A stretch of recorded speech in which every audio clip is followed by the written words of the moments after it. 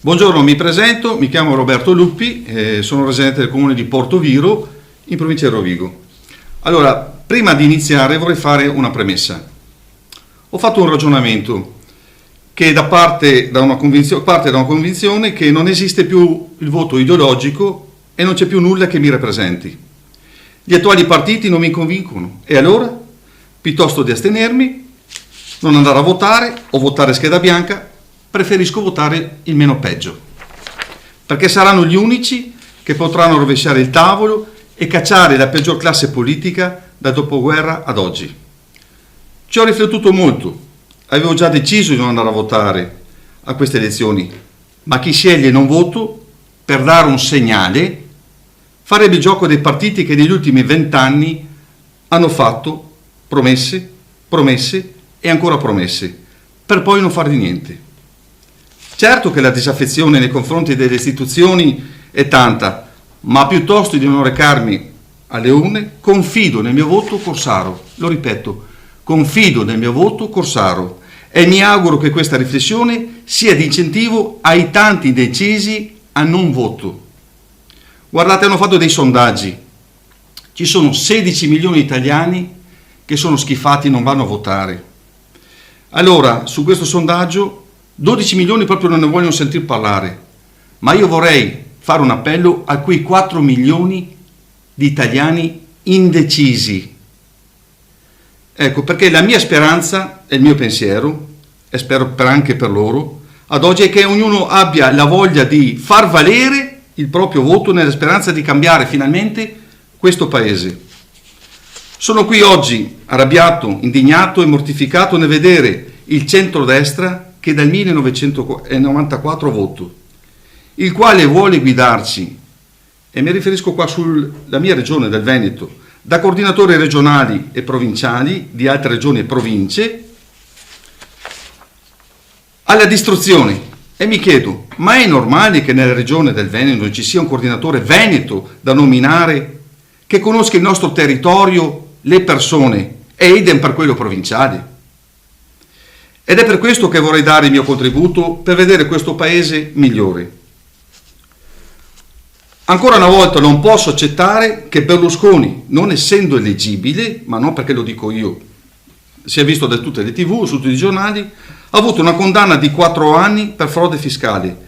Stia facendo il traghettatore di condannati, indagati e traditori in Parlamento. E quindi vuol portare in Parlamento quella gente che è al centro dei più grandi scandali di corruzione nel nostro paese. Ma vi sembra giusto che questo paese possa accettare e votare questa gente? Guardate, basta cliccare su Google, basta cliccare in pratica e scrivere tutti gli uomini del centrodestra, centro-sinistra, indagati, imputati e condannati. Ne viene fuori un elenco che non finisce più. Non sto a leggervi qua i nomi perché sono schifato. Ora mi chiedo, con questa gente qua che porterà in Parlamento sia centrodestra sia centrosinistra, e con quello dopo non possiamo lamentarci, perché quando vengono votati ed eletti noi siamo complici. Poi non possiamo lamentarci del PD di Renzi, del Forza Italia di Berlusconi o di altri partiti, perché la colpa non è loro, la colpa è degli italiani che andranno a votare sempre quelle facce. Quindi, gente, meditiamo prima di votare.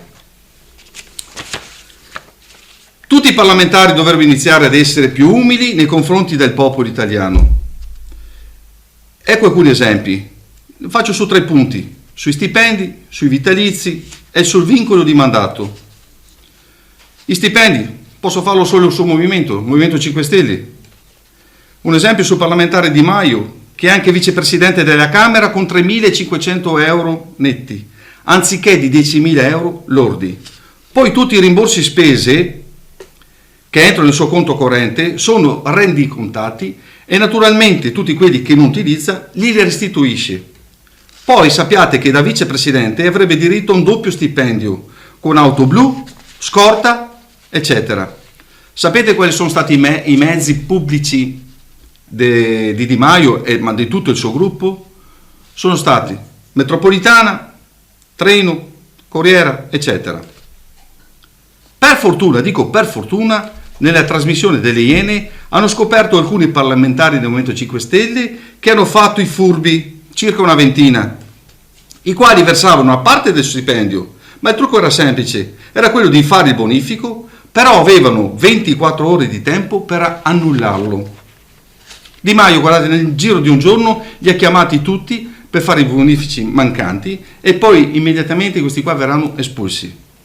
Però adesso io mi chiedo, e sono andato a vedere, sono stati eletti 163 parlamentari nel 2013 del Movimento 5 Stelle, 26 parlamentari hanno abbandonato il gruppo nel giro di 6 mesi, un anno, sono 17 senatori e 9 deputati, quindi in un totale erano rimasti 137 parlamentari.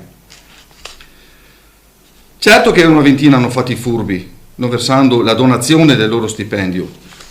E questa qua mi sono permesso di fare una tabella semplice, perché si parlava di sto fondo microcredito di 23 milioni, che non veniva versato nel bonifico di Grillo, di Di Maio o di Di Battista, andava versato al Ministero dell'Economia. E mi sono detto, ma se questi 23 milioni qua li hanno versati, cosa hanno versato in un anno in pratica, no? Una media. E ho diviso i 23 milioni diviso i 5 anni del loro mandato e quindi hanno versato 4 milioni e 600 mila euro. Di questi 4 milioni e 600 mila euro li ho divisi per 137 parlamentari, quindi versavano una media annua di 33.500 euro. Poi mi sono detto, ma se anche tutti gli altri 800 parlamentari versavano di 33.500 milioni, pensate che cifra saltava fuori? Infatti ho moltiplicato questo e veniva fuori 134 milioni e 300 mila più i 23 milioni, quindi ci sarebbe stato un fondo da inserire al Ministero dell'Economia di 157 milioni e 300 mila. Pensate, le aziende che avrebbero aiutato questo fondo. Qual è il problema? Il problema è, gli altri partiti cosa hanno fatto? Niente. Allora io credo che questo sia un paese molto strano, un paese che indaga su chi i soldi gli dona e non su chi li prende. Naturalmente se nel 5 Stelle ci sono 5 marce, l'hanno detto in 1000, verranno eliminate. Invece proviamo a chiederci perché in tutti questi anni, partendo dal 1946, i parlamentari non ci sono mai tagliati niente. Ve lo spiego io. Perché una volta eletti dal popolo, pensano solo ai loro interessi e ai loro privilegi. Basti guardare cosa hanno fatto sui vitalizi. E questo è il secondo punto. Credo che non sia giusto che solo dopo 4 anni, 6 mesi, un giorno, si abbia diritto di un vitalizio di 1.000 euro. Per fortuna adesso è andato a 1.000 euro, perché prima, anni fa, era di 2.500 euro un mandato. E vanno all'età di 65 anni. Ma la cosa scandalosa è che se ti fai eleggere un'altra volta, puoi andare in pensione a 60 anni con 1.500 euro. Quindi ti premiano. Poi i vitalizi non li vogliono tirare via. Questo per me, e penso pure per voi, è un vitalizio mascherato. Sempre il parlamentare Di Maio, insieme al suo gruppo, ha presentato una delibera per far eliminare questo vitalizio, che non era altro che un foglio di 20 righe che doveva essere votato in un ufficio chiamato ufficio di presidenza. In questo ufficio c'erano 30 persone, quindi pensate quanto aveva ridotto la portata dei 1000 parlamentari tra Camera, Senato e poi ritornare alla Camera.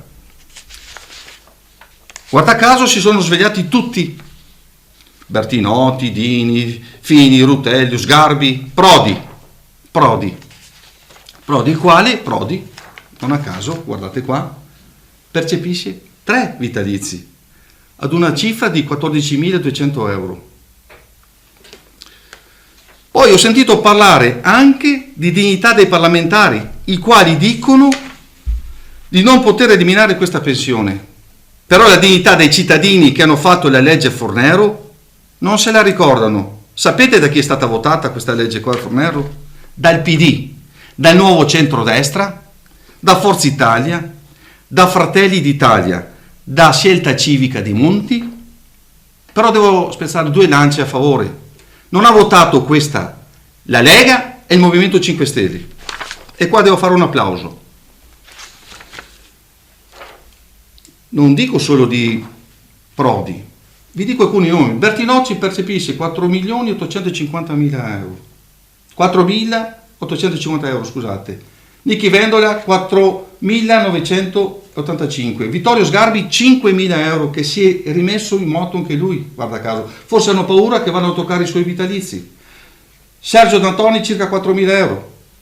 Di Pietro Antonio, l'ex magistrato, 4.000 euro. Dini 4.700. Nicola Mancino 6.900. Enzo Bianco 5.600. Castagnetti 5.100. 5.100, scusate. Arturo Parisi 4.800 euro. De Lutri, carcerato a Rebibbia, 4.900 euro. Scaiola quasi 5.000 euro. Gianfranco Fini 6.000 euro. Veltroni 5.600. D'Alema con 7 legislature percepisce 5.650 euro. Romano Prodi, il migliore, con 3 vitalizi, 14.200. Sapete cos'è la complessiva tra Camera e Senato in un anno? È di 236 milioni all'anno. Una vergogna. Beh, io dico che poi la vergogna sarebbe di questo parlamentare del PD, senza far nomi, che si chiama Richetti, anche questo che era indagato per peculato in Emilia Romagna, il quale aveva chiesto il rito abbreviato. Aveva addirittura proposto ai 5 Stelle di votare la loro proposta del vitalizio, cioè invece di presentare la delibera dei 5 Stelle, in pratica volevano solo il PD l'intento di far trascorrere naturalmente il tempo necessario per arrivare ai 4 anni, 6 mesi, un giorno, e ci sono riusciti. Capite che era il modo per non eliminare questi vitalizi. Però la cosa che mi fa arrabbiare è che loro vogliono dimostrare di voler eliminare altri privilegi. E vi vorrei far capire con questa tabella dal 2013 al 2018, non voglio andare dal 2008, parlo di questa legislazione qua, che non è così, continuano a prenderci in giro. Questa è una tabella dei stipendi di altro. Allora, percepiscono 10.000 euro di stipendio lordo, 3.500 euro di diaria, 5.800 euro di spese varie, 50.000 euro di trattamento di fine rapporto che incassano, vuol dire 10.000 euro all'anno, 10.000 per 5, 50.000 euro. Poi 2 milioni di indennità di carica su tutti e 2,7 miliardi di finanziamento ai partiti. Poi non lamentiamoci se vincono i soliti. Oggi abbiamo un'arma molto forte, la matita. Non siamo complici di vedere questo paese alla distruzione. Non facciamo prenderci in giro ancora una volta dal vecchio che avanza. Certo che siamo in un momento storico e strano. Siamo in un momento strano della legalità che ci porta ad eleggere persone indagate, condannate. Siamo in un momento che in Parlamento ci sono più inquisiti che ai carceri di Rebibbia. Sembra una battuta. Però il Parlamento tra coca e tra indagati e condannati sembra una comunità di recupero. Ho letto inoltre che un parlamentare indagato esce o condannato, esce dal Parlamento, va in caserma dei carabinieri a firmare e poi ritorna in Parlamento. Oggi non possiamo assistere che le leggi vengono fatte dai fuorilegge. Ma che paese è questo qua? Ed è per questo che voglio dare il mio contributo, denunciando tutto ciò, perché ormai credo a 2 fattori, a 2 punti fondamentali. Nel Veneto, che sia stata solo la lista di Zaia la nostra speranza. Perché? Perché ha avuto il coraggio nel 2015 a usare il simbolo con scritto Zaia e fare una pulizia totale di un partito dal famoso scandalo del Mose, e mi riferisco a Forza Italia, il quale aveva raggiunto solamente il 6%, che di solito nelle altre legislature aveva un 30, 25, 35 addirittura. Oggi Zaia ha dimostrato carattere, forza, onestà e voglia di fare. Guardate, Zaia ha avuto il 23%, la Lega il 17,8%. Se voleva poteva governare anche senza tutti gli altri. Forza Italia il 6%, di dipendenti noi Veneto il 2,7%, Fratelli d'Italia il 2,6%. Parliamo del 2015, non di 1000 anni fa. Quindi complimenti a Zaia. Mentre a livello nazionale, devo parlare solo del Movimento 5 Stelle, che possa essere la vera opportunità per il cambiamento. Io non mi fido più sia del centrodestra e sia del centrosinistra. Ed è per questo che voglio fare questo voto corsaro. Non voglio più essere preso in giro. Guardate, nel 2013, che allora si chiamava il Popolo e Libertà, il partito aveva fatto un patto del parlamentare. Vi leggo soltanto, sono 6 punti, ma vi leggo 2 punti. Il punto 1, che si doveva votare il dimezzamento degli emolumenti dei parlamentari. Il punto 4, non tradire il mandato degli elettori, passando ad un altro gruppo parlamentare. Beh, dopo vi dirò cosa è successo. Allora, vi dico solo una cosa su questo campo qua. È una vergogna e poi ancora una vergogna. Poi sono ancora impegnato sul famoso vincolo di mandato, che è il famoso articolo 67 ed è il terzo punto. Cosa dice l'articolo 67 della Costituzione italiana? Che ogni membro del Parlamento rappresenta la nazione ed esercita le sue funzioni senza vincolo di mandato.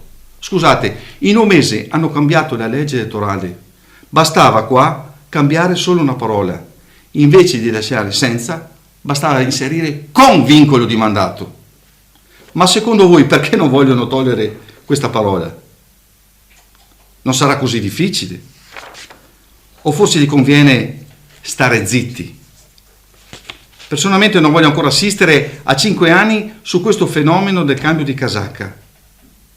Non è immaginabile che in questa legislazione del 2013-2018 oltre 510 parlamentari, lo ripeto, 510 parlamentari abbiano cambiato gruppo.